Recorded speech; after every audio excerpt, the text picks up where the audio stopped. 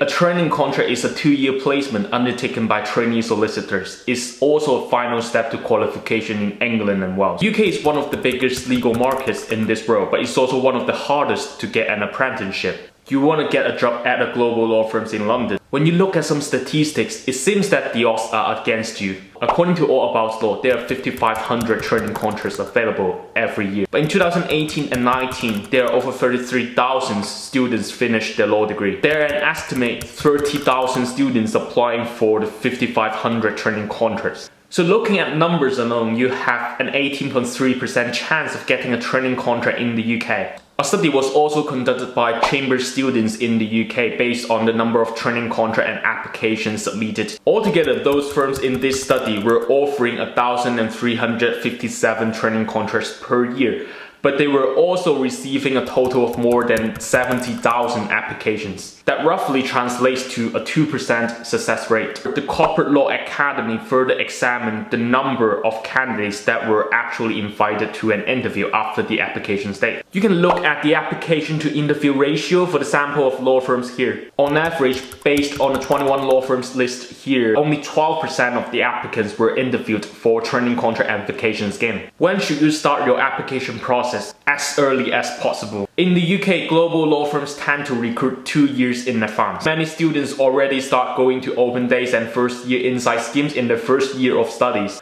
Do law firms look at your academic performance? Absolutely yes. Most law firms require the candidates to achieve specific grades in their A-level and at least a 2-1 in their undergraduate degree. But I also know candidates who didn't fulfill this requirement but got offers at Magic Circle firms, given that they have mitigating circumstances or they have substantial work experiences. So the odds are clearly against you, but does that mean you should give up now? Hell no. Reading those statistics without context could be misleading. First of all, the quality of those applications submitted actually varies. Many of those candidates submit last-minute application with poor quality, or they haven't proofread their application several times. Most of them haven't done enough research, and those factors alone already filter out 1/3 of the applications. Also, most students will submit more than one application, so the total number of those applications does not accurately reflect the total number of students actually applying. Thirdly, for some firms, the direct training contract application is less competitive than the vacation scheme, so the data does not show that as well. So what you can do to improve your chances? First, stop sending mass applications to different firms without tailoring them to specific firms. In my first round of training contract application, I applied to over 30 law firms. Yes, I got 3 online test invites, 2 video interview invites, and 3 assessment center invites. But at the end, I also got loads of rejections and no offer. Next year, my success rate started to skyrocket as soon as I started targeting specific law firms. I applied for 12 law firms. I got 1 online test invite,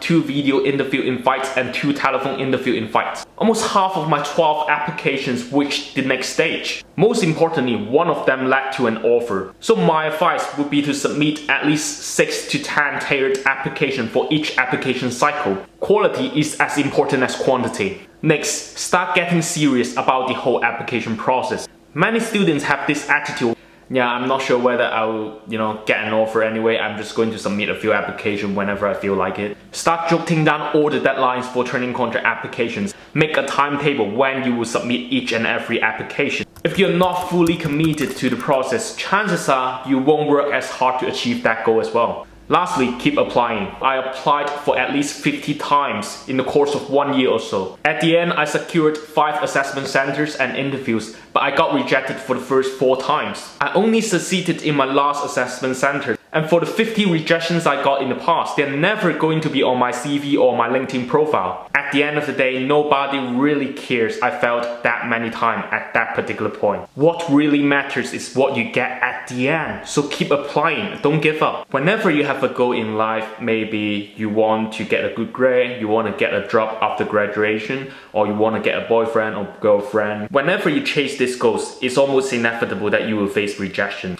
But are we just going to give up if we face the slightest rejections in our life? When I didn't get my job offer, I also questioned myself why I had to suffer like this. I could have just done something easier and just give up, but I didn't. But if I had done that, I would never be able to live the lifestyle I wanted to, and I would have regretted for the rest of my life. And if your dream doesn't scare you, it isn't big enough. So dream big, and I will see you guys next Sunday.